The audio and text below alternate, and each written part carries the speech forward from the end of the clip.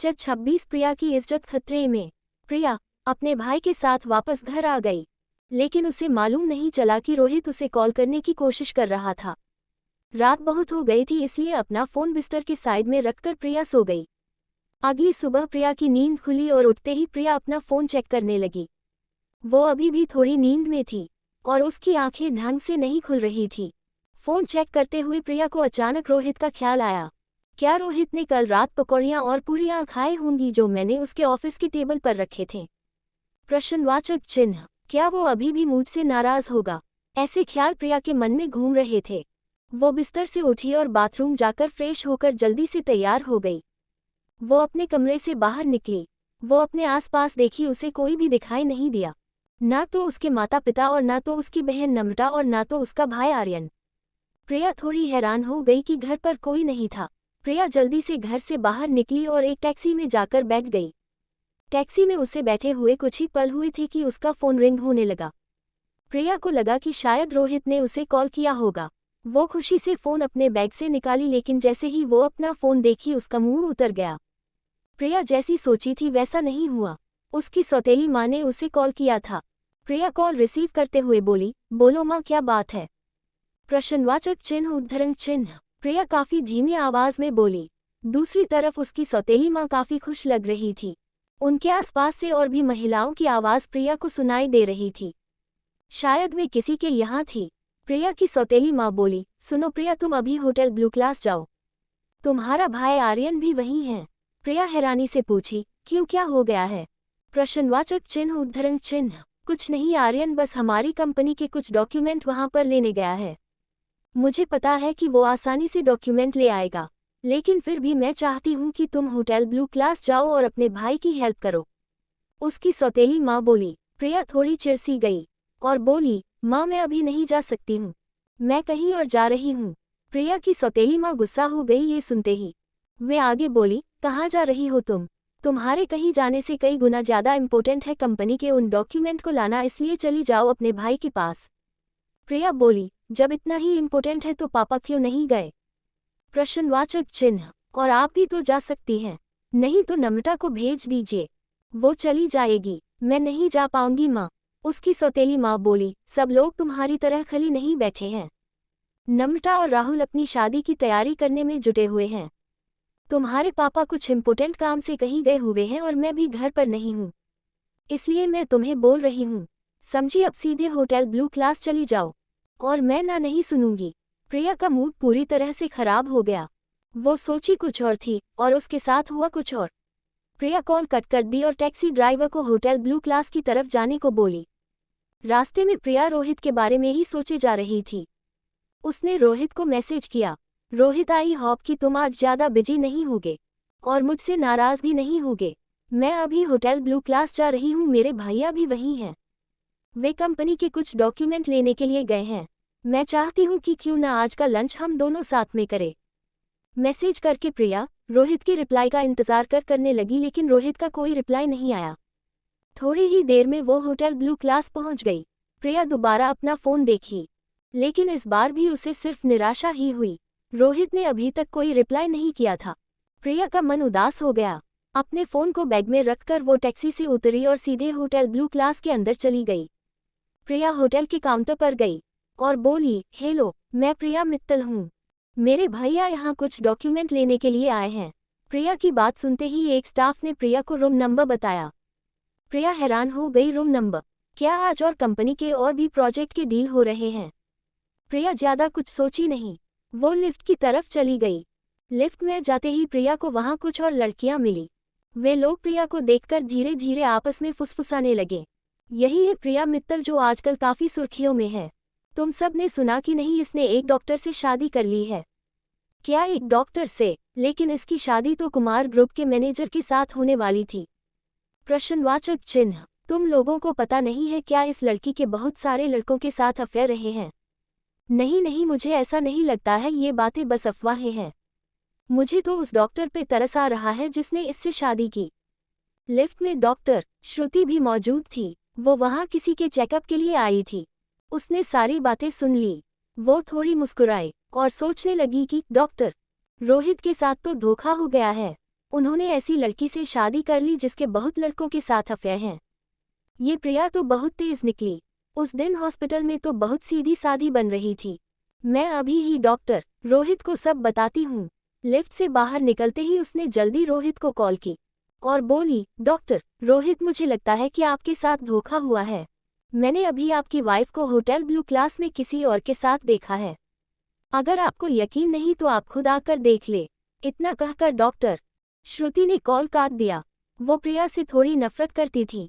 दूसरी तरफ रोहित डॉक्टर श्रुति की बात सुनते रोहित ने अपना व्हाइट कोट उतारा और जल्दी से अपनी कार की चाबी उठाए और बाहर आ गया। इधर प्रिया उस रूम तक पहुंच गई थी। उसने धीरे से दरवाज़ा खटखटाया। प्रिया को रूम के अंदर से किसी के कदमों की आवाज़ सुनाई दी। इस पर प्रिया थोड़ी घबराई हुई थी। तभी दरवाज़ा खुला और दरवाज़ा खुलते ही प्रिया और भी ज़्यादा घबरा गई। उसे यकीन नहीं हुआ। अब उसकी धड़कनें तेज होने लगी थी, क्योंकि दरवाज़ा खोलने वाला शख्स मुकेश कुमार था, जो अर्धनंगे था। उसने बस एक बाथरूम टॉवल लपेट रखा था और उसके अलावा कुछ भी नहीं पहन था। प्रिया देखते ही एक कदम पीछे हट गई, लेकिन मुकेश कुमार ने झट से प्रिया की कलाई पकड़ ली और प्रिया को रूम के अंदर लाना चाहा। प्रिया ने अपनी दूसरी हाथ से दरवाजे के बाहर की दीवार को कसकर पकड़ ली। उसने मन में ठान लिया था कि चाहे कुछ भी हो जाए वो रूम के अंदर नहीं जाएगी। प्रिया जान चुकी थी कि कमरे में मुकेश के अलावा कोई नहीं था, और ऐसे में वो कमरे के अंदर चली गई तो उसके लिए अच्छा नहीं होगा।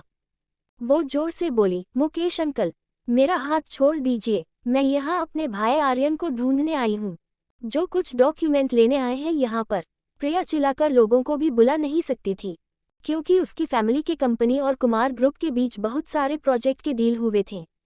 और उसके पिताजी भी उससे काफ़ी नाराज़ थे, क्योंकि प्रिया ने अपने पिताजी की बात न मानकर किसी और लड़के से शादी कर ली थी। ऐसे में प्रिया अगर मुकेश कुमार को अपमानित करती तो उसके पिताजी उससे और नाराज़ होते। इसलिए प्रिया चाहती थी कि वो इस सिचुएशन को आराम से हैंडल करे और मामले को आगे ना बढ़ने दे। मुकेश कुमार हंसते हुए बोला, अच्छा तुम डॉक्यूमेंट लेने के लिए आई हो? वो डॉक्यूमेंट तो अंदर रखे हुए हैं, और अगर तुम्हें डॉक्यूमेंट चाहिए तो तुम्हें रूम के अंदर आना ही पड़ेगा। प्रिया और डर गई। वो मुकेश की आंखों में लालच और हवस की भूख देख सकती थी। वो जल्दी से बोली, नहीं, मैं रूम के अंदर नहीं जाऊंगी। आप मुझे यहीं पर सारे डॉक्यूमेंट ला कर दे। मुकेश कुमार ने प्रिया के हाथ और मजबूती से पकड़ लिए। वो अजीब तरह से हंसते हुए बोला, अगर तुम यही दरवाजे के पास ही सारे डॉक्यूमेंट चाहती हो तो ठीक है, मैं तुम्हें दे दूंगा। लेकिन प्रिया, तुम्हें डॉक्यूमेंट की कीमत चुकानी होगी, और अगर तुम ऐसा नहीं करोगी तो फ्यूचर में मेरे ग्रुप और तुम्हारे मित्तल फैमिली के कंपनी के बीच रिश्ते बिगड़ सकते हैं और तुम्हारी फैमिली की कंपनी डूब सकती है। तो अगर तुम ऐसा नहीं चाहती हो तो चुपचाप रूम के अंदर चली आओ। प्रिया की आंखें भौचक्का होकर बड़ी हो गई। उसकी धड़कनें तेज हो गई और वो बहुत ज्यादा घबरा गई। वो मुड़कर कॉरिडोर में देखने लगी, लेकिन पूरा कॉरिडोर खाली था। उसे सबसे पहले रोहित की याद आई और मन में ही कहने लगी, रोहित तुम कहाँ हो, प्लीज मुझे बचा लो। प्रिया समझ चुकी थी कि मुकेश कुमार के मन में क्या चल रहा था। उसने अपनी बात पलटते हुए बोली, मुकेश अंकल, आपका दिमाग तो ठीक है, ये आप कैसी बातें कर रहे हैं? अगर आपको कुछ चाहिए तो मेरे पापा से बोलिए, मैं आपकी कोई मदद नहीं कर सकती हूँ, और वैसे भी मैं कंपनी के बारे में ज़्यादा कुछ नहीं जानती हूँ। मैं जा रही हूँ, आप वो डॉक्यूमेंट मेरे पापा को दे दीजिएगा। इतना बोलते ही प्रिया अपनी पूरी ताकत लगाकर अपना हाथ छुड़ाने की कोशिश करने लगी। मुकेश कुमार ने और जोर से प्रिया की हाथों को पकड़ लिया, जिससे प्रिया की हाथों में लाल निशान उभर आए और उसी जगह पर उसे थोड़ी चोट लग गई। प्रिया को इससे बहुत दर्द होने लगा। वो रो भी नहीं सकती थी। वो अपनी तरफ से पूरी तरह से जोर लगती रही मुकेश कुमार के चंगुल से छूटने के लिए। वो जोर से बोली, मुकेश अंकल, आप मेरा हाथ छोड़ दीजिए। मुझे रोहित के पास जाना है। मुझे अब कोई डॉक्यूमेंट नहीं चाहिए। प्रिया भले ही खूबसूरत और आत्मविश्वास से भरी हुई लड़की क्यों ना थी, लेकिन ऐसी हालात में जहां उसे अपनी ताकत का इस्तेमाल करना था, वहां वो हार सी गई थी। प्रिया की बात सुनते ही मुकेश कुमार हंसने लगा। उसके पीले दांत उसके मुंह से बाहर दिखने लगे थे। उसने अपनी दूसरी हाथ से प्रिया की कमर पकड़ ली। इस समय प्रिया सांप के बिल में चुकी थी। मुकेश प्रिया को अपने करीब लाते हुए उसके कानों में धीरे से बोला, कोई बात नहीं प्रिया, अगर तुम्हें डॉक्यूमेंट नहीं चाहिए तो ठीक है, लेकिन मुझे जो चाहिए वो मैं लेकर रहूंगा। इतना बोलते मुकेश कुमार ने अपनी पूरी ताकत से प्रिया को उठाकर अपने रूम के अंदर ले आया। प्रिया पूरी तरह से घबरा गई। वो अपनी पूरी ताकत लगाकर मुकेश कुमार को धकेल दी। और चिल्लाते हुए बोली, आप पागल हो गए हैं। मैं पहले से ही शादीशुदा हूँ। मेरा एक हस्बैंड है और आप मेरे साथ कोई भी जबरदस्ती नहीं कर सकते हैं। प्रिया इस समय पूरी तरह से कमजोर पड़ चुकी थी। डर और घबराहट से उसकी हालात बहुत खराब हो चुकी थी। उसे नहीं पता था कि अगले पल उसके साथ क्या होने वाला था। प्रिया की बात सुनकर मुकेश कुमार जोर जोर से हंसने लगा। वो प्रिया के खूबसूरत चेहरे को देखे जा रहा था। जब से उसने प्रिया को देखा था तब से ही वो प्रिया को पसंद करने लगा था और प्रिया को पाने के लिए ही उसने प्रिया की फैमिली के कंपनी के साथ समझौता किया था। मुकेश कुमार ने आगे बढ़कर प्रिया को दोबारा से अपनी बाहों में पकड़ लिया और उसके कानों में धीरे से बोला, ओह प्रिया, तुम जानती नहीं कि मैं तुम्हें कितना चाहता हूँ।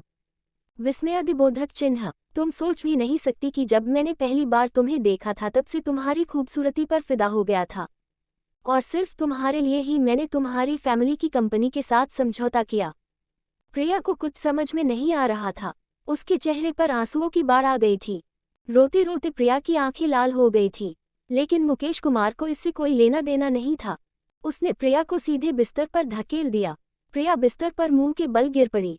वो जल्दी से मुड़ी और दुबक कर बिस्तर के कोने पर चली गई और गिड़गिड़ाते हुए बोली, प्लीज मुकेश अंकल, मुझे छोड़ दीजिए। मैं आपसे रिक्वेस्ट करती हूँ और मैं आपसे वादा करती हूँ कि यहाँ जो हुआ मैं किसी को नहीं बताऊंगी। Please Mukesh uncle. मुकेश कुमार पर प्रिया की बातों का कोई असर नहीं हो रहा था। वो अपनी बाहें फैलाए खड़ा था। उसका मोटा शरीर काफी भादा लग रहा था। प्रिया अब पूरी तरह से फंस चुकी थी। उसके पास बचने का कोई रास्ता नहीं था। मुकेश कुमार ने पहले ही रूम के दरवाजे को बंद कर दिया था। मुकेश कुमार इतना पागल हो गया था कि उसे प्रिया की खराब हालात भी नहीं दिख रही थी। वो प्रिया को किस करने के लिए आगे बढ़ा, लेकिन प्रिया उससे और दूर हो गई। वो बहुत जोर से कांप रही थी। उसका शरीर पूरी तरह से पीला पड़ गया था। प्रिया के पास भागने के अलावा कोई और रास्ता नहीं था, लेकिन ये भी बहुत मुश्किल था। प्रिया रोते हुए बोली, आप बहुत गलत कर रहे हैं मुकेश अंकल। मेरी माँ जानती है कि मैं यहाँ डॉक्यूमेंट लेने के लिए आई हूँ और अगर मैं जल्द घर नहीं पहुँची तो वे यहाँ आ जाएगी मुझे ढूंढते हुए और तब आप नहीं बच पाएंगे। इसलिए मैं बोल रही हूँ कि मुझे जाने दीजिए।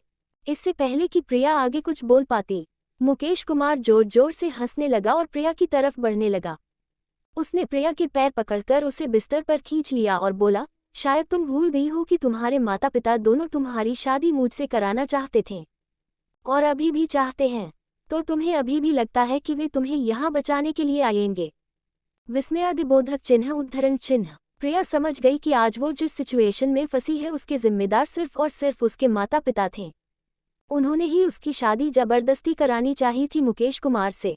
मुकेश कुमार अब प्रिया के ऊपर था और प्रिया मुकेश कुमार के नीचे दब गई थी। उसका शरीर अभी भी बहुत तेजी से कांप रहा था। उसकी सांसें बहुत तेज हो चुकी थी। उसके आंसू बिस्तर पर गिरे जा रहे थे। तभी मुकेश कुमार आगे बोला, घबराओ मत। तुम्हें अब ज्यादा कुछ नहीं करना है। तुम्हें बस मेरी बात माननी है और मुझे खुश करना है।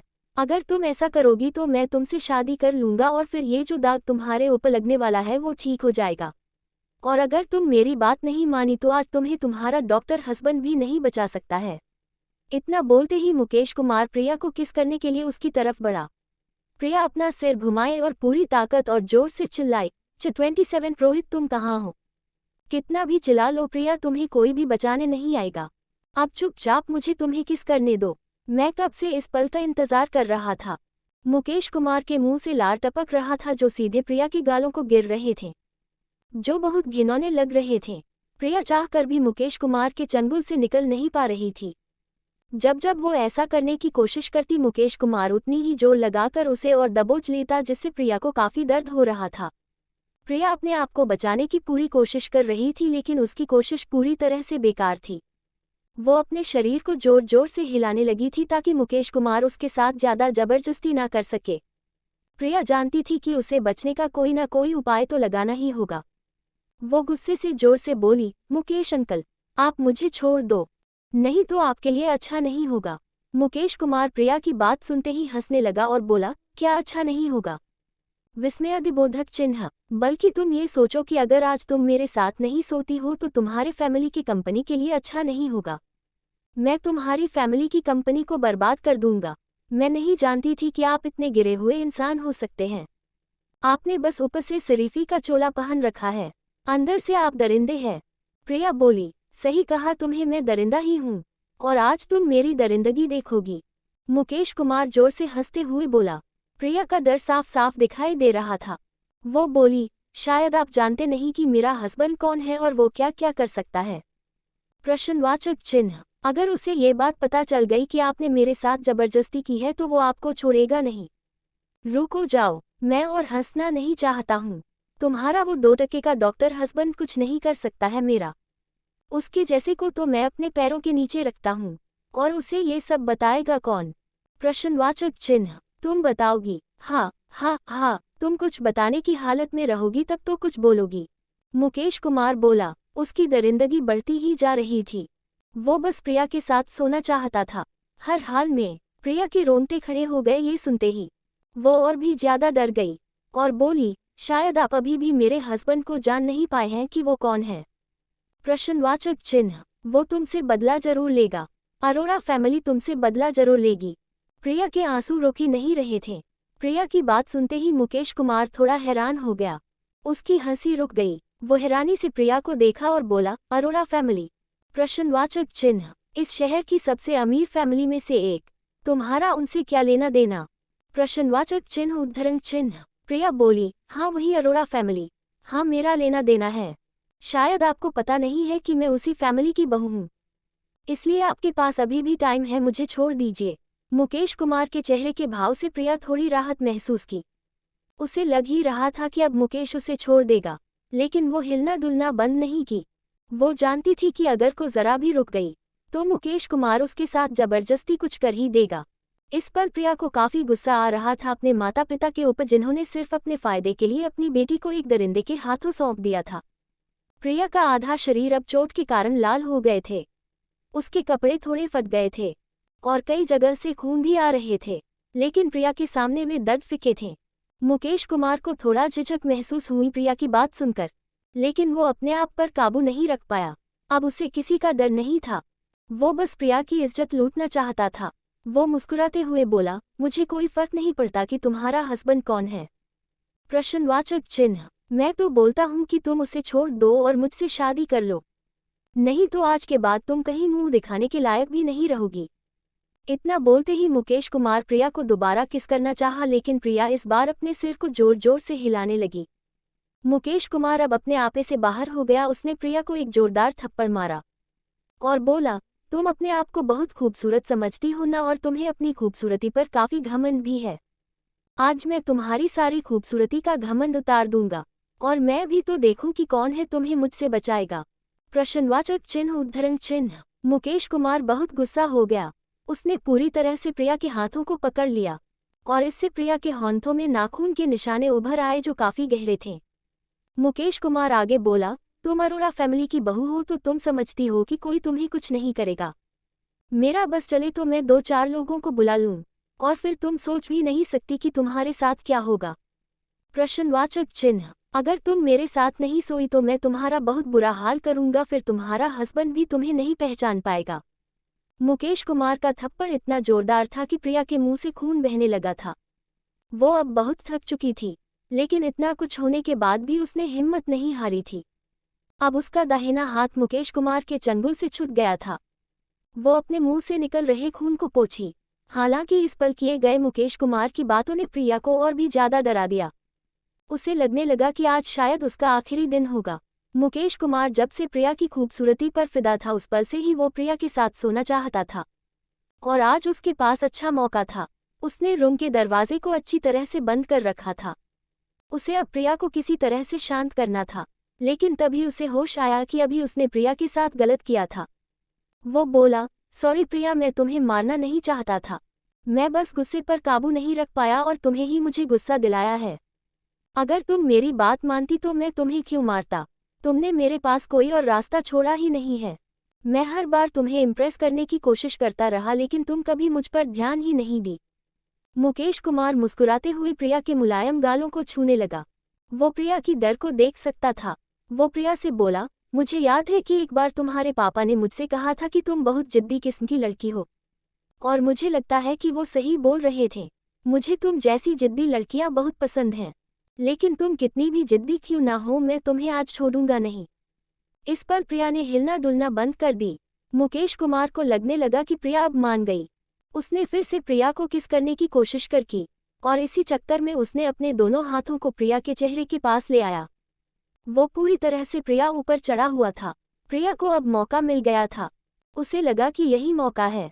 वो पूरी ताकत लगाकर मुकेश कुमार को अपने ऊपर से जोर से धकेली। धक्का इतना जोर का था कि मुकेश सीधे रूम के दीवार के पास जा टकराया और फर्श पर गिर गया। वो जोर से चिल्लाया। उसका मुस्कुराता चेहरा अब पूरी तरह से गुस्से से भरा गया था। प्रिया बिस्तर पर से खड़ी हुई अब वो वहां से जल्द भागना चाहती थी, लेकिन वो इतनी कमज़ोर हो गई थी कि वो एक कदम चलते हुए लड़खड़ा गई। वो लगभग गिरने ही वाली थी कि उसने किसी तरह खुद को संभाला। प्रिया को बिस्तर पर से उठता देख मुकेश कुमार का गुस्सा और बढ़ गया। वो पूरी तरह से बौखला गया। उसकी आंखों में पूरी तरह से गुस्सा भरा गई थी। वो जोर से बोला, वहीं रुक जाओ प्रिया, मैं तुम्हें आज मार ही डालूंगा। अगर तुम मेरी नहीं तो किसी और की भी नहीं होगी। प्रिया मुकेश कुमार की बातों पर ध्यान नहीं दी। वो सीधे रूम के दरवाजे की तरफ बढ़ने लगी। चूंकि उसके घुटने छिल गए थे और प्रिया को बहुत दर्द हो रहा था, इसलिए वो ठीक से चल भी नहीं पा रही थी, फिर भी वो हिम्मत करके आगे बढ़ते रही। मुकेश कुमार जमीन से उठ, उसकी कमर थोड़ी लचक गई थी। वो प्रिया के पीछे गया। प्रिया के धक्का देने से मुकेश कुमार को भी थोड़ी चोट आई थी और वो इससे बहुत गुस्सा था। वो प्रिया को कमरे के बाहर नहीं जाने देना चाहता था। प्रिया के पास पीछे मुड़कर देखने का टाइम नहीं था। वो जल्द से जल्द दरवाजे के पास पहुंचना चाहती थी, लेकिन उसका शरीर साथ नहीं दे रहा था। मुकेश कुमार काफी देर तक प्रिया के ऊपर चढ़ा हुआ था, जिससे प्रिया का शरीर थोड़ा सुन्न पड़ चुका था और प्रिया में अब दोबारा खुद को बचाने की ताकत नहीं बची थी। अगर इस बार वो दोबारा मुकेश कुमार के हाथों में फंस गई तो उसकी इज्जत लूटना तय थी। प्रिया के बाल पूरी तरह से बिखर गए थे। उसका खूबसूरत चेहरा अब बहुत लाल दिखने लगा था। उसे अपने माता पिता पर बहुत गुस्सा आ रहा था। उनकी वजह से ही आज प्रिया का हाल ऐसा था, जो अपने फायदे के लिए अपनी बेटी को बेचने चले थे।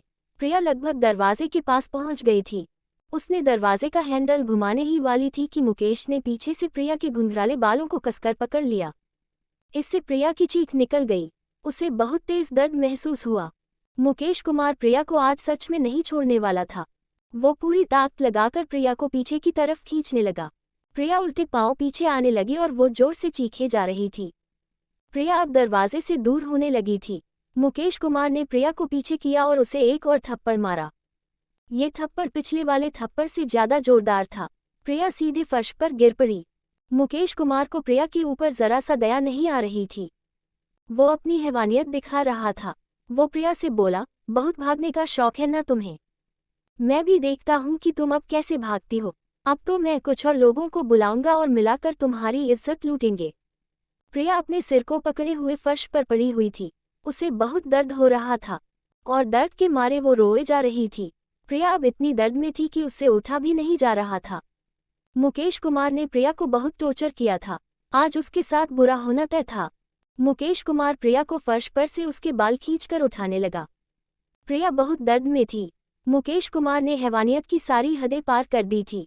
प्रिया अभी भी दरवाजे की तरह देख रही थी, इस उम्मीद से कि रोहित आएगा और उसे मुकेश कुमार से बचाएगा।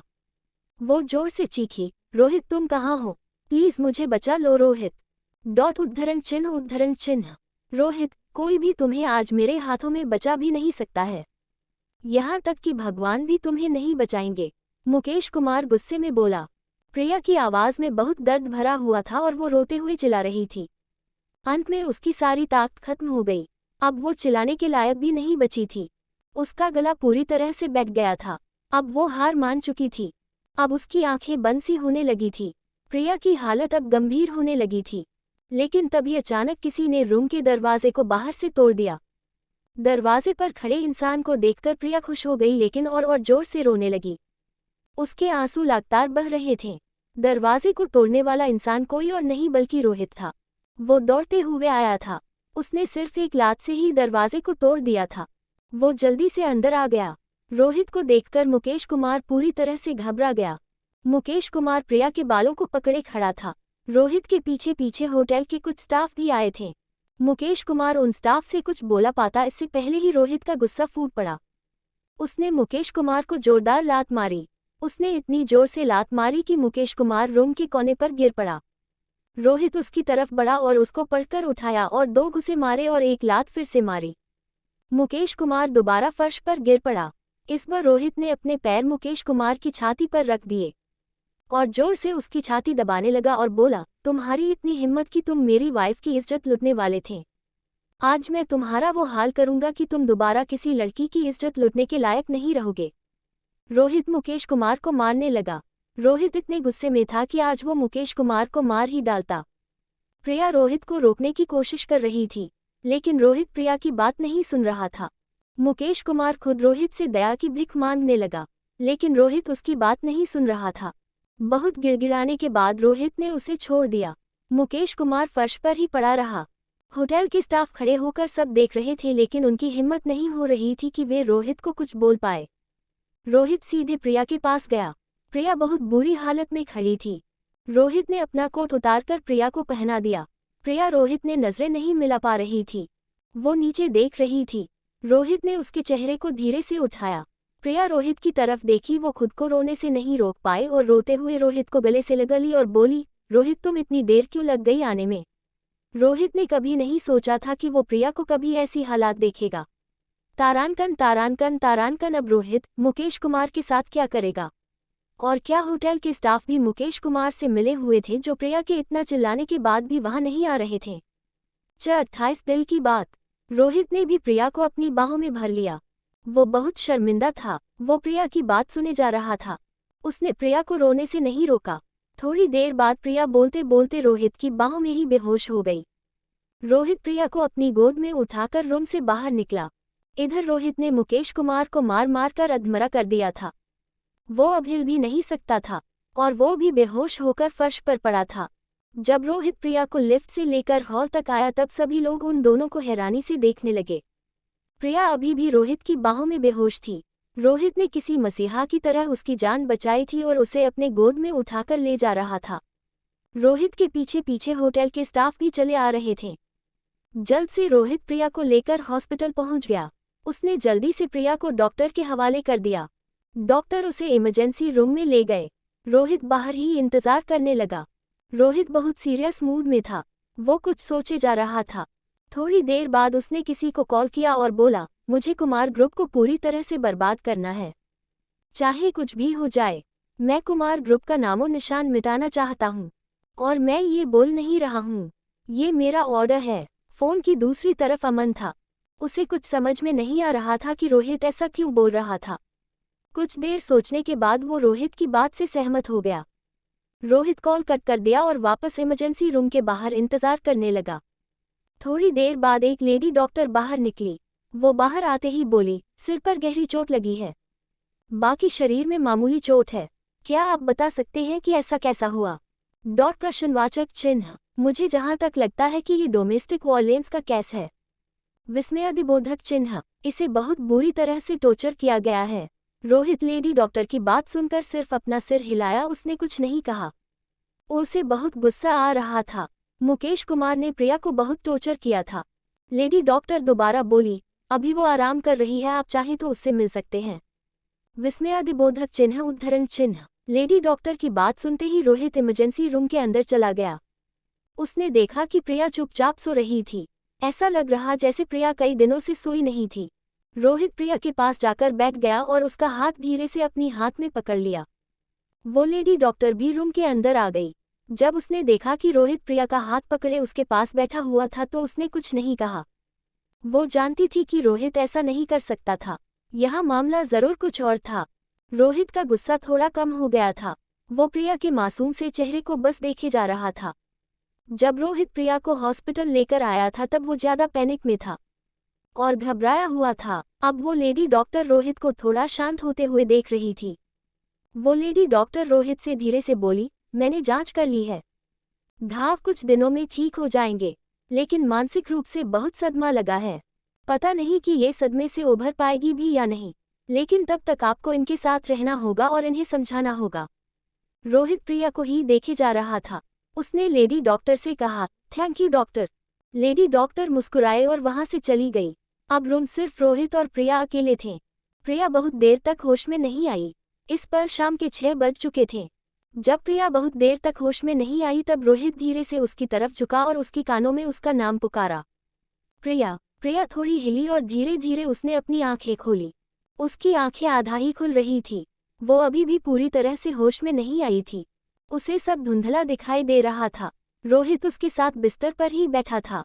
प्रिया को होश में आता देख वो मुस्कुराया और बोला, तुम्हें भूख लगी है? प्रश्नवाचक चिन्ह उद्धरण चिन्ह। रोहित की आवाज सुनते ही प्रिया एकटक उसे देखने लगी। उसकी आंखों में अंशु भर गए, बस उनके छलकने की देरी थी। वो बिना पलके झपकाए रोहित को देखे जा रही थी। उसे अभी भी याद था कि जब वो होटल ब्लू क्लास जा रही थी तब उसने रोहित को मैसेज किया था। रोहित की आवाज ने प्रिया के चेहरे पर मुस्कान बिखेर दिए। ऐसा लग रहा था जैसे प्रिया घर पर सो रही थी और जब वो उठी तब उसका प्यारा हस्बैंड उसके पास बैठा हुआ था। प्रिया आगे की ओर उठी और रोहित को गले लगा ली। वो बहुत इमोशनल हो गई। रोहित ने उसे नहीं रोका। प्रिया रोते हुए बोली, तुम्हें आने में इतनी देर क्यों हो गई थी रोहित? प्रश्नवाचक चिन्ह। क्या तुम्हें मेरी जरा सी भी परवाह नहीं है? मैं बहुत डर गई थी। अगर आज मेरे साथ कुछ हो जाता तो मैं जिंदा नहीं रह पाती। प्रिया की हर बात रोहित के दिल पर किसी हथौड़े की तरह लग रही थी। खासकर ये बात जब प्रिया बोली कि अगर मेरे साथ कुछ हो जाता तो मैं जिंदा नहीं रह पाती। रोहित प्रिया के बारे में सब कुछ जानता था पहले से कि प्रिया कैसी लड़की थी। लेकिन रोहित सोचता था कि जब प्रिया और राहुल 4 साल से रिलेशनशिप में थे तब दोनों के बीच बहुत कुछ हुआ होगा। लेकिन प्रिया की बात सुनकर रोहित को एहसास हुआ कि वो बहुत गलत सोचता था। प्रिया हमेशा से एक अच्छी लड़की थी। उसके लिए वही लोग मायने रखते थे जिन पर प्रिया भरोसा करती थी। जिस दिन रोहित और प्रिया ने कोर्ट मैरिज किया था उस दिन प्रिया ने सोच ली थी कि जब तक वो रोहित और उसके फैमिली के नज़र में खुद को साबित नहीं करती तब तक वो रोहित के ज़्यादा करीब नहीं जाएगी। प्रिया अपने ऊपर लगे सभी दागों को हटाना चाहती थी ताकि वो और रोहित फ्यूचर में अच्छे से रह सकें और रोहित की बेस्ट वाइफ बने और अरोरा फैमिली की अच्छी बहू बन सके। रोहित ने भी प्रिया को पूरी अच्छी तरह से अपनी बाहों में भर लिया। उसके बहुत ही प्यार से प्रिया की पीठ थपथपाई और सहलाने लगा। रोहित को बहुत अच्छा लग रहा था कि प्रिया उससे अपने दिल की बात शेयर कर रही थी। कम से कम प्रिया के दिल में जो दर्द भरा हुआ था वो तो कम हो जाएगा। प्रिया पूरी तरह से रोहित की बाहों में थी। वो बिल्कुल भी रोहित की बाहों से बाहर निकलना नहीं चाहती थी। वो रोते हुए बोली, रोहित प्लीज मुझे कभी अकेला मत छोड़ना। रोहित ने प्रिया की बाह पकड़ी और उसे अपने बाहों से हटाया और उसकी तरफ देखते हुए बोला, तुम घबराओ मत, मैं हूं तुम्हारे साथ। सब कुछ ठीक हो जाएगा। रोहित ने प्रिया के आंसू पोंछे और उसकी आंखों को देखा जो रोने की वजह से पूरी तरह लाल हो गए थे और सूज गए थे। प्रिया को अब थोड़ा बेहतर महसूस कर रही थी लेकिन उसके सिर में अभी भी थोड़ा दर्द हो रहा था। रोहित आगे कुछ बोलने ही वाला था कि तभी उसका फोन बजा। उसने देखा कि अमन ने उसे कॉल था। उसने प्रिया को धीरे से बिस्तर पर लिटाया और फोन उठाकर उससे थोड़ा दूर हो गया। उसने कॉल रिसीव किया और बोला, हाँ अमन। रोहित बहुत ही धीमी आवाज में बात कर रहा था। वो मुड़कर बार प्रिया को देख रहा था। प्रिया रोहित के कॉल खत्म होने का इंतजार कर रही थी लेकिन जिस तरह से उसने रोहित को बात करते हुए देखा वो समझ गई कि कुछ तो हुआ था। रोहित ने अमन से बात कर ली। उसने फोन को अपने पॉकेट में डाला और प्रिया के पास आकर बोला, होटल वाली खबर फैल चुकी है। ये सुनते ही प्रिया का मुस्कुराता चेहरा पीला पड़ गया। इतनी बड़ी खबर फैलने से बहुत बवाल खड़ा होगा। प्रिया जानती थी कि लोग उसे ही गलत समझेंगे। चूंकि उस होटल में रोहित ने मुकेश कुमार को बहुत मारा था और वहां पर मुकेश कुमार के कुछ लोग भी थे। वे जरूर पूरी घटना को गलत तरीके से फैला रहे होंगे। प्रिया के मन में ये सभी बातें घूमने लगी। रोहित आगे बोला, घर तक भी ये खबर फैल चुकी है। प्रिया और हैरान हो गई। प्रिया रोहित की तरफ देखने लगी। वो समझ गई कि अब सब कुछ बिगड़ गया था। अब वो कितनी भी कोशिश करेगी रोहित के फैमिली वाले उसे अपनाएंगे नहीं और शायद रोहित भी उसे अब ना अपनाए। प्रिया को समझ में नहीं आ रहा था कि वो क्या करे। रोहित ने हल्की आह भरी। वो कुछ बोलने ही वाला था कि प्रिया उससे पहले बोली, रोहित क्या अब हम दोनों अलग हो जाएंगे? प्रश्नवाचक चिन्ह उद्धरण चिन्ह। प्रिया की आवाज में दर्द भरा हुआ था। जब से दोनों ने शादी की थी तब से किसी ने भी दोनों की शादी को मानने से इनकार कर दिया था लेकिन फिर भी रोहित प्रिया के साथ खड़ा रहा। लेकिन अब उसके घर तक खबर फैल चुकी थी। प्रिया जानती थी कि रोहित अपनी फैमिली के खिलाफ नहीं जा सकता था और आज के बाद तो प्रिया और भी बदनाम हो जाएगी। ऐसे में रोहित के घरवाले प्रिया को अपना नहीं सकेंगे। रोहित की उदासी देख सकता था। वो उसकी तरफ झुका और उसकी गालों पर एक किस किया। प्रिया ने उसे रोका नहीं। रोहित जानता था कि प्रिया इस समय खुद को बहुत अकेली महसूस कर रही थी, और ऐसे में प्रिया को रोहित की सबसे ज्यादा जरूरत थी। प्रिया की आंखों से दोबारा अंशु छलक पड़े। प्रिया कभी नहीं सोची थी कि उसकी पहली शादी ऐसे खत्म होगी। वो कभी नहीं सोची थी कि उसे ये दिन भी देखने को मिलेंगे। वो कभी नहीं सोची थी कि उसका हस्बैंड उससे इस तरह दूर हो जाएगा। वही रोहित प्रिया के दर्द को अच्छी तरह महसूस कर सकता था। वो प्रिया से बोला, अगर तुम्हें मुझ पर भरोसा नहीं है तो सही में एक दिन हम दोनों अलग ही जाएंगे। प्रिया ये सुनते ही हैरान हो गई। उसकी आंखें आश्चर्य से भर गई। उसे समझ में नहीं आया कि रोहित की बात का क्या मतलब था। रोहित अभी भी प्रिया को छोड़ना नहीं चाहता था। रोहित को बाहरी लोगों से कोई लेना देना नहीं था। वो बस एक चीज जानता था कि वो प्रिया को दोबारा दर्द में नहीं देखना चाहता था। रोहित उससे बोला, तुम ज्यादा मत सोचो, मैं तुम्हारे साथ हूँ। तुम बस आराम करो, मैं तुम्हारे लिए कुछ खाने को लाता हूँ। प्रिया रोहित की बात में हामी भरी। रोहित वहां से बाहर चला गया। प्रिया इमरजेंसी रूम अकेली थी। वो खिड़की के बाहर देखने लगी। वो जानती थी कि बहुत लोग उसे ढूंढ रहे होंगे, लेकिन कोई भी नहीं जानता होगा कि प्रिया आखिर थी कहाँ। प्रश्नवाचक चिन्ह। सिवाय रोहित के, प्रिया के मन में बहुत कुछ चल रहा था। वो जानती थी कि रोहित के घरवाले रोहित के ऊपर दबाव डालेंगे कि रोहित मुझे डाइवोर्स दे दे। बहुत देर सोचने के बाद प्रिया से रहा नहीं गया। उसने अपना फोन उठाया जो साइड में रखा हुआ था। उसका फोन स्विच ऑफ था। वो अपना फोन ऑन की। फोन ऑन करते ही उसका फोन मिस्ड कॉल और मैसेज से भर गया। वो मिस्ड कॉल देखी जिसमें से अधिकतर मिस्ड कॉल उसके घरवालों और रोहित के घरवालों ने किए थे। प्रिया कई दोस्तों ने भी प्रिया को मैसेज किए थे, लेकिन प्रिया सिर्फ रोहित का रिप्लाई देखना चाहती थी। रोहित ने रिप्लाई किया था, ये आखिरी बार है और तुम याद रखना अब से ऐसी गलती मत करना। मैसेज पढ़ते ही प्रिया को एहसास हुआ जैसे रोहित उसके सामने खड़ा होकर बोल रहा हो। जब पूरी दुनिया ने प्रिया को अकेला छोड़ दिया था तब एकमात्र रोहित ने ही प्रिया का साथ दिया था। वो हमेशा प्रिया के साइड में रहा। प्रिया भी रोहित को छोड़ना नहीं चाहती थी। जिस तरह रोहित ने उसका साथ नहीं छोड़ा उसी तरह प्रिया भी रोहित का साथ नहीं छोड़ना चाहती थी। इसलिए वो अब अपने और रोहित के रिश्ते को यूं ही खत्म नहीं होने देना चाहती थी। प्रिया रोहित का दादी का नंबर क्लिक की। वो असमंज में थी कि वो कॉल करे कि नहीं। आखिरकार वो फैसला की कि वो रोहित की दादी को कॉल करेगी। प्रिया ने एक गहरी सांस ली और कॉल कर दी। प्रिया बोली, दादी, मैं 29। प्रिया की फिर से हुई बदनामी। इस समय रोहित की दादी हॉल के सोफे पर बैठी हुई थी। रोहित की माँ भी वहीं बैठी हुई थी और सामने रोहित के माता पिता के फोन रखे हुए थे। दोनों के फोन बज रहे थे लेकिन वे फोन को रिसीव नहीं कर रहे थे क्योंकि लोग एक ही बात पूछे जा रहे थे कॉल करके कि क्या हुआ आपकी बहू के साथ, वो फिर से सुर्खियों में कैसे है। प्रिया और रोहित की शादी की बात अब हाई क्लास लोगों तक फैल चुकी थी।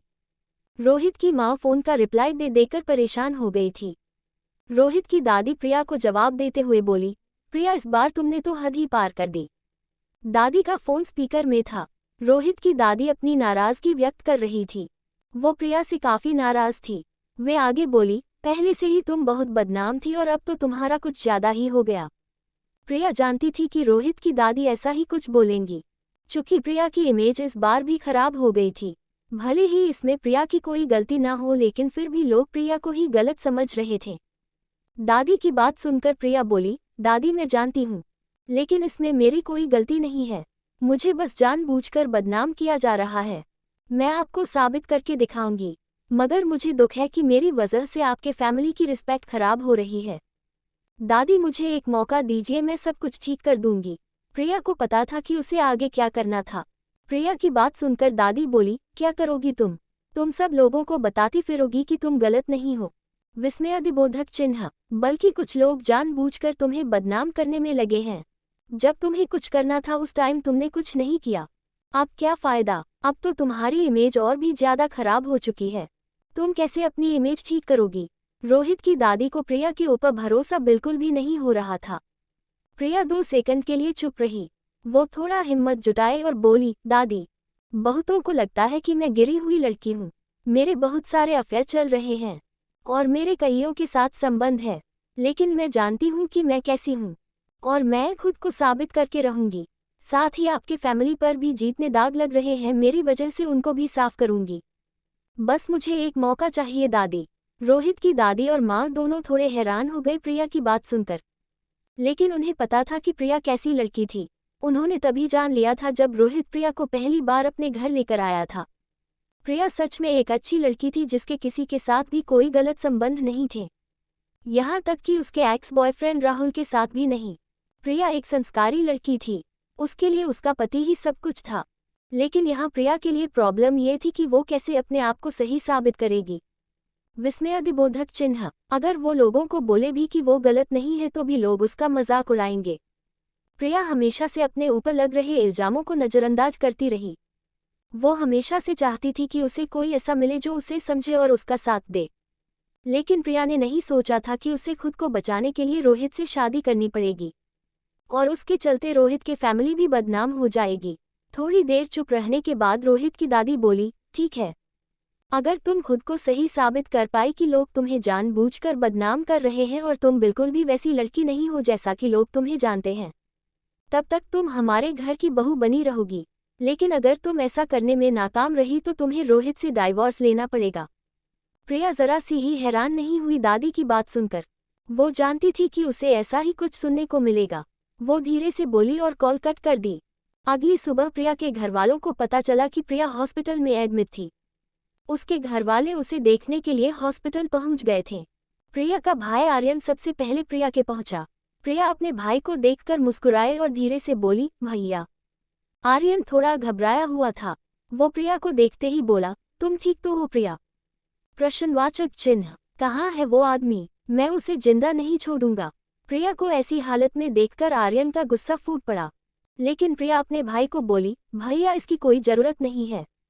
रोहित पहले ही मुकेश को सबक सिखा चुका है, अब आपको कुछ करने की जरूरत नहीं है और मैं ठीक हूँ भैया। प्रिया आर्यन को बोल ही रही थी कि उसके माता पिता और उसकी बहन नम्रता भी वहां गई। कमरे के अंदर आते ही उसकी सौतेली माँ बोली, बेटा तुम ठीक तो हो? प्रश्नवाचक चिन्ह। मैं नहीं जानती थी कि मुकेश कुमार ऐसी हरकत करेगा तुम्हारे साथ। विस्मयादिबोधक चिन्ह उद्धरण चिन्ह। उसकी सौतेली माँ काफी दुखी होकर बोल रही थी, लेकिन ये सिर्फ एक दिखावा लग रहा था। प्रिया समझ गई कि उसकी सौतेली माँ सिर्फ दिखावा कर रही थी। वो जानती थी कि अगर उसका भाई वहां मौजूद नहीं होता तो उसकी माँ उससे ढंग से बात नहीं करती। प्रिया आगे अपनी सौतेली माँ का नाटक देखना चाहती थी कि वो और क्या क्या करती है। प्रश्नवाचक चिन्ह। तभी उसकी बहन नम्रता बोली, दी आप ठीक तो है ना? मुझे तो यकीन ही नहीं हुआ जब मैंने ये खबर सुनी तो। ये सब मेरी ही गलती है। अगर मैं राहुल के साथ नहीं गई होती तो आज आपकी ये हालात नहीं हुई होती। आपके बदले मुझे जाना चाहिए था। नम्रता प्रिया के पास आकर खड़ी हो गई। उसके चेहरा थोड़ा अफसोस से भरा हुआ था। ऐसा लग रहा था जैसे कि नम्रता अब बस रोने ही वाली हो। तभी उसकी माँ ने आकर उसे संभाला और बोली, नम्रता तुम खुद को दोष मत दो, इसमें तुम्हारी कोई गलती नहीं है। किसी को नहीं पता था कि ऐसा हो जाएगा। प्रश्नवाचक चिन्ह। मुकेश हमेशा से प्रिया की खूबसूरती पर आकर्षित था, इसलिए हम भी चाहते थे कि प्रिया मुकेश कुमार से शादी कर ले। इसने मुकेश कुमार की बहुत बड़ी गलती है, उसे खुद पर काबू रखना चाहिए था। वो प्रिया की खूबसूरती को देखकर बहक गया था। प्रिया की सौतेली माँ ने टॉपिक को बदल दिया। वे साफ साफ बोलना चाहती थी कि इसमें मुकेश कुमार से ज्यादा प्रिया की गलती थी। उन्होंने अपने बगल में खड़े प्रिया के पिताजी से कहा, रमन हमें जल्द से जल्द इस मामले को ठीक करना होगा, नहीं तो नम्रता की शादी में प्रॉब्लम खड़ी हो सकती है। विस्मयादिबोधक चिन्ह। और हम ऐसे ही मुकेश कुमार को कुछ नहीं कर सकते हैं। अगर हम मुकेश कुमार खिलाफ जाएंगे तो हमारी कंपनी पूरी तरह से डूब जाएगी। प्रिया के पिताजी चुपचाप खड़े थे। आखिरकार उन्होंने अपना मुंह खोला और बोले, प्रिया क्या रोहित अब भी तुम्हें अपनाने को तैयार है? प्रश्नवाचक चिन्ह उद्धरण चिन्ह। उन्होंने सीधी बात कही। प्रिया को ये सुनकर काफी बुरा लगा। उसके पिताजी को अभी भी उससे ज्यादा कंपनी की पड़ी थी। ना तो उन्होंने प्रिया का हालचाल पूछा, ना तो उन्होंने प्रिया की फीलिंग्स की कोई कद्र की। प्रिया पहले से ही अपने पिताजी से नाराज थी और ऐसी बात सुनकर प्रिया और भी ज्यादा नाराज हो गई। लेकिन अब उसके पास अपने पिताजी की बातों का बुरा मानने का टाइम नहीं था। वो बिना हिचकिचाए बोली, पापा आप चाहते क्या हैं? उसके पिताजी चुप हो गए। उन्होंने प्रिया की सवाल का कोई जवाब नहीं दिया। पास खड़ा उसका भाई आर्यन समझ गया कि उसकी माँ और उसकी बहन नम्रता दोनों प्रिया से जल्द छुटकारा पाना चाहते थे। लेकिन अपने पिताजी की बात सुनकर आर्यन को भी विश्वास हो गया कि उसके फैमिली में उसके सिवाय कोई भी प्रिया की परवाह नहीं करता था और ना तो प्रिया की फिक्र करता था। और अगर आर्यन गलत सोच रहा था तो प्रिया के साथ ऐसा क्यों हुआ, जबकि मुकेश कुमार को पता था कि प्रिया पहले से शादीशुदा थी। आर्यन का दिल पूरी तरह से ठंडा पड़ गया। वो बहुत ही मायूसी से प्रिया को देखा और सोचने लगा कि पता नहीं प्रिया ने 5 साल कैसे बिताए होंगे। प्रश्नवाचक चिन्ह। थोड़ी देर बाद प्रिया के पिताजी को मौका मिला गया प्रिया के सवाल का जवाब देने का। उन्होंने अपनी भौहें चढ़ाई और कहा, चीजें बहुत बिगड़ चुकी है प्रिया। मुझे नहीं लगता कि अब रोहित तुम्हें अपनाएगा। तुम पहले से ज्यादा और भी चर्चा में आ चुकी हो और इससे तुम्हारी बहन नम्रता की शादी को असर पड़ेगा। बेहतर यही होगा कि तुम मुकेश कुमार से शादी कर लो ताकि तुम्हारे ऊपर लगे दाग हट जाए। ये बात सुनते ही प्रिया को विश्वास ही नहीं हुआ कि वो अपने पिताजी के लिए कोई मायने ही नहीं रखती थी। वहीं आर्यन को गुस्सा आ गया। उसने तुरंत अपने पिताजी को टोका, पापा ये आप कैसी बातें कर रहे हैं? आप होश में तो हैं? प्रिया अभी ही उस हैवान मुकेश कुमार के चंगुल से छूटकर आई है और आप वापस प्रिया को उसके पास भेजना चाहते हैं। प्रश्नवाचक चिन्ह। क्या आपको प्रिया की जरा सी भी फिक्र नहीं है? आर्यन अपने पिताजी की बात से नाखुश था। वो प्रिया की जिंदगी बर्बाद होते हुए नहीं देख सकता था। प्रिया के पिताजी के चेहरे पर शर्मिंदगी की रेखा झलक उठी।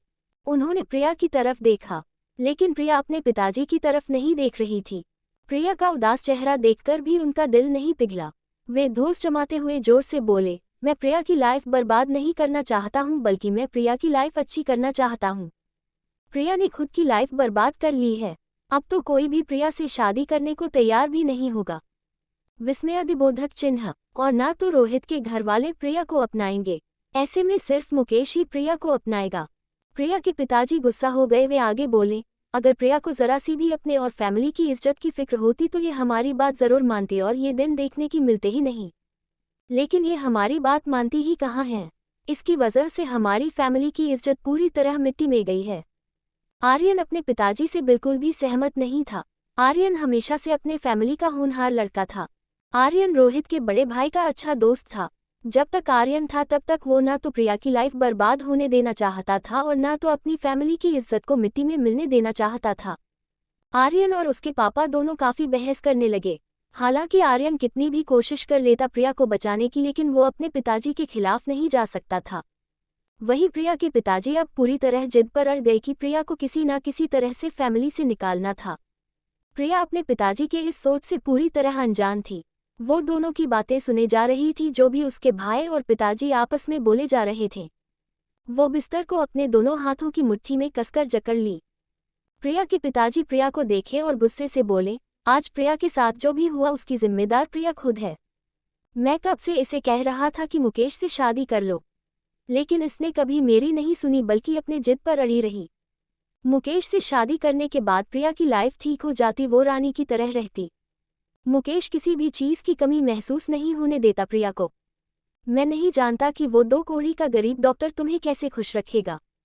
प्रश्नवाचक चिन्ह। अगर तुम अपनी बहन नम्रता की तरह मेरी बात मान लेती तो हम सब खुशी खुशी रह रहे होते। प्रिया का दिल किसी सुई की भांति चुभ रहा था। अपने पिताजी के मुंह से ऐसे शब्द सुनने के बाद अब वो अपने पिताजी से और भी ज्यादा नफरत करने लगी। लेकिन उसने सीधे मुंह अपने पिताजी को नहीं टोकी। वो बस अपने पिताजी की बातें चुपचाप सुने जा रही थी। लेकिन आर्यन को ये सब बिल्कुल भी ठीक नहीं लग रहा था। इससे पहले कि आर्यन अपने पिताजी को कुछ बोलता, प्रिया ने उसका हाथ पकड़ लिया और अपना सिर हिलाकर इशारा की कि उन्हें कुछ बोलने की कोई जरूरत नहीं है। आर्यन भले ही उसका सौतेला भाई था, लेकिन वो प्रिया को अपनी सगी बहन की तरह प्यार करता था। प्रिया नहीं चाहती थी कि उसकी वजह से उसके भाई और उसके पिताजी में अनबन हो जाए। बचपन में आर्यन को एक नाजायज बच्चे के रूप में जाना जाता था, जब तक कि प्रिया के पिताजी ने दूसरी शादी ना की और आर्यन को अपना बेटा नहीं अपनाया। वो दोनों के बीच दरार नहीं पड़ने देना चाहती थी। प्रिया अपने पिताजी की तरफ देखते हुए बोली, पिताजी मैं मुकेश अंकल से शादी नहीं करूंगी। प्रिया अपने पिताजी को बोलने का मौका नहीं दी और आगे बोलती रही, आप अपनी नफरत छुपाने की कितनी भी कोशिश कर लीजिए, लेकिन आखिर में आप मेरे प्रति अपना गुस्सा और नफरत दिखा ही देते हैं। आपने आते ही मुझसे ये नहीं पूछा कि मैं कैसी हूँ, बल्कि आप हर चीज़ की जिम्मेदार मुझे ही मानते हैं और कल जो मेरे साथ हुआ उसके लिए भी आप मुझे ही दोष दे रहे हैं। अब आपको कुछ करने की ज़रूरत नहीं है, जो भी करना है मैं खुद करूँगी। मुझे आपसे कोई उम्मीद नहीं है। मैं रोहित से रीति रिवाज से शादी करूँगी, नहीं तो मैं किसी और से शादी ही नहीं करूँगी। प्रिया के पिताजी का गुस्सा और बढ़ गया। वे अपने गुस्से पर काबू नहीं रख सके। उन्होंने नहीं सोचा था कि प्रिया के साथ इतना कुछ होने के बाद भी प्रिया उनकी बात नहीं मानेगी। उन्होंने प्रिया से कहा, प्रिया तुम बहुत बड़ी गलती कर रही हो। अब चाह कर भी कोई लड़का तुम्हें नहीं अपनाएगा।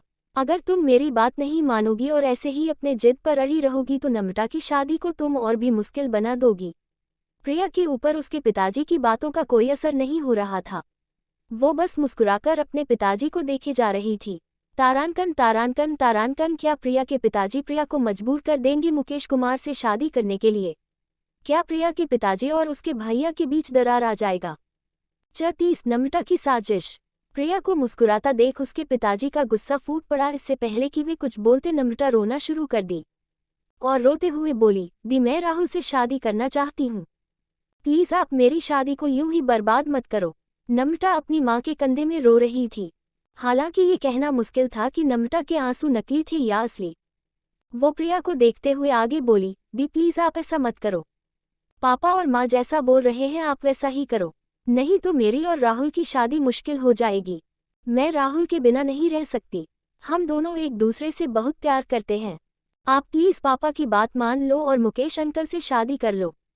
प्रिया को मन ही मन हंसने का बहुत मन किया जब वो सुनी कि राहुल भी नम्रता से प्यार करता था। हालांकि प्रिया को ही राहुल के असली इरादों के बारे पता था। बाकी लोग पूरी तरह से अनजान थे। नम्रता के रोने से प्रिया जरा सी नहीं पिघली। उसे नम्रता पर जरा सी भी दया नहीं आई। तभी प्रिया बिस्तर पर से उठी। उसे अभी भी थोड़ी कमजोरी महसूस हो रही थी। वो दरवाजे की तरफ बढ़ी और मुड़कर बोली, मुझे जो बोलना था मैंने बोल दिया है। अब मुझे कुछ नहीं बोलना। और नम्रता, मैं कोशिश करूंगी कि तुम्हारी और राहुल की शादी में कोई प्रॉब्लम ना आए। अब आप लोग जा सकते हैं। मैं कुछ देर आराम करना चाहती हूँ। प्रिया ने साफ कर दिया था कि वो किसी भी हालत में मुकेश कुमार से शादी नहीं करेगी और ये भी कि वो अब अपने घर वालों से कुछ भी बात नहीं करना चाहती थी। प्रिया की सौतेली माँ प्रिया को ऐसा करते देख बहुत हैरान हो गई। उन्हें यकीन ही नहीं हो रहा था कि प्रिया ऐसे उनकी बातों को टाल देगी। उनका दिल थोड़ा घबरा गया। उन्होंने प्रिया की कलाई पकड़ ली और प्यार से बोली, प्रिया बेटा, क्या तुम मुझे दोषी मानती हो तुम्हारे साथ जो भी हुआ उसके लिए? प्रश्नवाचक चिन्ह। क्या तुम्हें लगता है कि मैं तुम्हें जानबूझकर भेजी थी डॉक्यूमेंट लाने के लिए?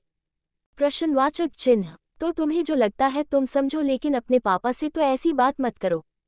मैं जानती हूँ कि गलती मेरी ही है जो मैंने तुम्हें भेजा। डॉक्यूमेंट लाने मुझे या नम्रता को जाना चाहिए था। तुम्हें अगर मुझसे नाराजगी है तो बेशक नाराज रहो मुझसे, लेकिन अपने पापा को गलत मत समझो। भले ही तुम्हारे पापा दिखाते नहीं है लेकिन ये तुम्हारी बहुत परवाह करते हैं बेटा। अगर तुम अभी भी मानती हो कि तुम्हारे साथ जो हुआ उसकी जिम्मेदार मैं हूं तो प्लीज़ बेटा मुझे माफ़ कर देना। प्रश्नवाचक चिन्ह उद्धरण चिन्ह। अपनी सौतेली माँ की बात सुनकर प्रिया हल्की सी हंसी। प्रिया अपनी सौतेली माँ की नाटक पूरी तरह से समझ रही थी। प्रिया अपनी कलाई छुड़ाना चाही लेकिन वो दर्द से थोड़ी कराह उठी, क्योंकि उसकी सौतेली माँ ने ऐसी जगह पकड़ रखा था जहाँ पे प्रिया को चोट लगी थी। लेकिन वो कुछ नहीं बोली। उसे अब किसी पर भरोसा नहीं था। बचपन में जो प्रिया अपने पापा की प्यार पाने के लिए तरसती थी, अब उसे कोई फर्क नहीं पड़ रहा था कि उसके पिताजी उसके लिए अच्छा सोच रहे थे या बुरा। वही प्रिया के पिताजी भी जब देखे कि प्रिया के ऊपर किसी की भी बातों का कोई असर नहीं हो रहा था, तब उनका गुस्सा फूट गया। वे गुस्से से प्रिया की तरफ बढ़े और थप्पड़ मारने के लिए अपना हाथ उठाने ही वाले थे कि दरवाजे से किसी की आवाज़ सुनाई दी। प्रिया के पिताजी रुक गए। वही प्रिया को राहत मिली। दरवाजे के पास रोहित खड़ा था। वो अंदर आते हुए बोला, क्या आपने बिना मतलब मेरी वाइफ को मारने की आदत बना ली है? प्रश्नवाचक चिन्ह उद्धरण चिन्ह। रोहित सीधे प्रिया के पिताजी की आंखों में देखते हुए बोल रहा था। रोहित उनकी तरफ बढ़ा। उसने प्रिया का हाथ पकड़ लिया और प्रिया को अपनी बाहों में खींच लिया। प्रिया की सौतेली माँ ने प्रिया की कलाई झट से छोड़ दी। रोहित आगे बोला, अंकल, आपको किसने कहा कि मैं प्रिया के साथ नहीं रहना चाहता हूँ और उसे यूं ही छोड़ दूंगा? प्रश्नवाचक चिन्ह। बताए, मैं उस पर कानूनी कार्रवाई करूंगा, क्योंकि उसने बेवजह मेरी इज्जत खराब करने की कोशिश की है। मैं उस पर मानहानि का केस करूंगा। प्रिया के पिताजी के मन में गुस्सा और नफरत भर गया था, लेकिन उन्होंने खुद को रोक लिया। वे रोहित को घूरते हुए बोले, रोहित, तुम्हें जरा भी तमीज नहीं है? प्रश्नवाचक चिन्ह। मैं तुम्हारा ससुर हूं और तुम मुझसे इस तरह बात करोगे? प्रश्नवाचक चिन्ह उद्धरण चिन्ह। रोहित हंसा और बोला, अजीब बात है, अभी कुछ देर पहले ही आप अपनी बेटी से बोल रहे थे कि वो मेरे साथ न रहकर मुकेश से शादी कर ले, और अभी आप बोल रहे हैं कि मैं आपका दामाद हूँ। आप खुद तो डिसाइड कीजिए। अपनी बेइज्जती होता देख प्रिया के पिताजी का चेहरा पीला पड़ गया। वे रोहित को बोले, अच्छा तो फिर तुम मेरी बेटी से दूरी बनाकर रखो। प्रिया अभी जवान है और नासमझ है, उसे सही गलत की समझ नहीं है, और मैं दोबारा प्रिया के बारे में कुछ गलत नहीं सुनना चाहता हूँ, इसलिए तुम प्रिया से दूर ही रहो। प्राय थोड़ी घबराए उसका हाथ कांप रहा था, लेकिन रोहित ने प्रिया को कसकर पकड़ लिया। उसने जवाब दिया, शायद आपने मेरी बातों का गलत मतलब समझ लिया है अंकल। आप भूल गए हैं कि मैं कानूनी तौर पर प्रिया का हस्बैंड हूँ और प्रिया मेरी वाइफ है। और जहाँ तक मुकेश कुमार की बात है, वो एक नंबर का घटिया आदमी है। क्या आप सच में अपने फायदे के लिए अपनी बेटी को उसके पास भेज देंगे? प्रश्नवाचक चिन्ह उद्धरण चिन्ह। प्रिया की सौतेली माँ और उसकी बहन का चेहरा पूरी तरह से बदल गया, यहाँ तक कि आर्यन और प्रिया के पिताजी का भी। प्रिया के पिताजी बिल्कुल भी अग्री नहीं कर रहे थे रोहित की बात से। आर्यन भी सब कुछ देख रहा था। उसके मन में अपने पिताजी के लिए निराश उत्पन्न हो गई, क्योंकि उसे विश्वास नहीं हो रहा था कि उसके पिताजी अपनी कंपनी के फायदे के लिए किसी भी हद तक जा सकते थे। रोहित ने किसी को बोलने का मौका नहीं दिया और आगे बोला, अगर आप अब भी मेरी और प्रिया की कोर्ट मैरिज को नहीं मानते तो मैं आप पर भी कानूनी कार्रवाई कर सकता हूँ, क्योंकि आप जबरन मेरी वाइफ को मुझसे डाइवोर्स लेने के लिए मजबूर कर रहे हैं। भले ही आप प्रिया के पापा हैं, लेकिन प्रिया के पास अधिकार है कि वो अपने मनपसंद से शादी कर सकती है और उसके साथ रह सकती है। हमारे देश के कानून ने इतना अधिकार तो दिया ही है। अपनी बात बोलने के बाद रोहित ने प्रिया को अपनी गोद में उठा लिया और उसे आराम से बिस्तर पर लिटा दिया। रोहित ने सीधी तरह से धमका दिया था। किसी को यकीन नहीं हो रहा था कि रोहित ऐसी बात कर सकता था, खासकर नम्रता को। नम्रता को यकीन ही नहीं हो रहा था कि नम्रता के बारे में इतना कुछ बुरा सुनने के बाद भी रोहित उसकी साइड लेगा। वो रोहित और प्रिया के बीच नफरत लाना चाहती थी।